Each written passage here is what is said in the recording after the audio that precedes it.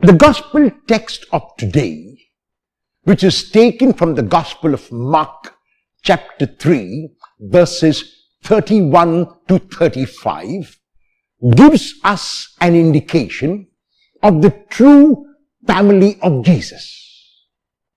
The mother of Jesus comes with his cousins and stands outside the house where Jesus is and calls to him.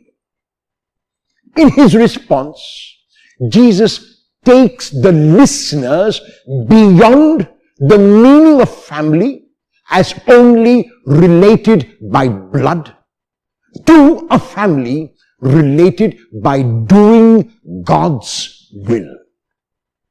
When Jesus is told that his mother is outside and calling to him, he looks around at the people who are listening to him, at the crowds who are sitting there and hanging on his word, and says in response that it is true that Mary is his mother.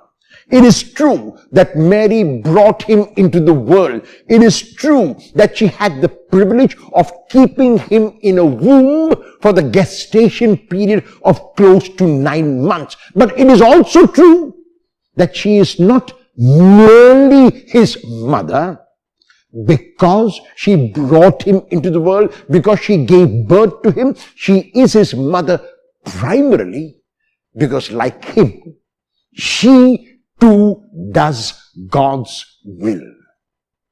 In the Gospel of Luke, chapter 1, verse 36 to 38, the response of Mary to the angel is, "Let it be done to me according to God's will."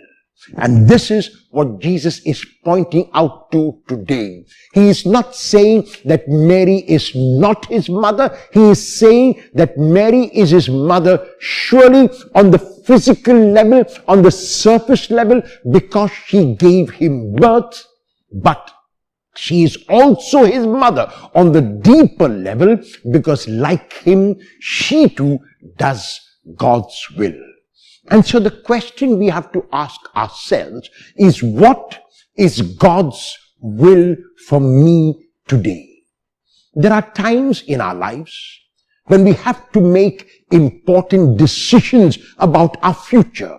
It might be the change of a job, the change of a vocation, the choice of a college, the choice of something which is very important for us. At those times, we need to make a discernment. We need to ask for God's guidance, which is available to us through the people whom we encounter, through our friends, our relatives, our neighbors, those whom we consider close to us. After we have put down the pros and cons of that decision, after we have held it up to God, we ask ourselves, which decision that we take gives us an inner peace, an inner joy, an inner satisfaction, a serenity. That is the decision often which we know is God's will.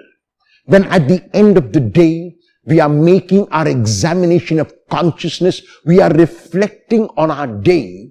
If we feel that we are at peace with ourselves, if sleep comes easily to us, if there is consolation in our hearts, if there is that deep sense of peace and joy, it is very likely that we have done God's will.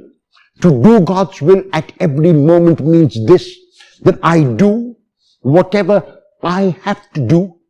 I leave no stone unturned. I do not let anything be left undone.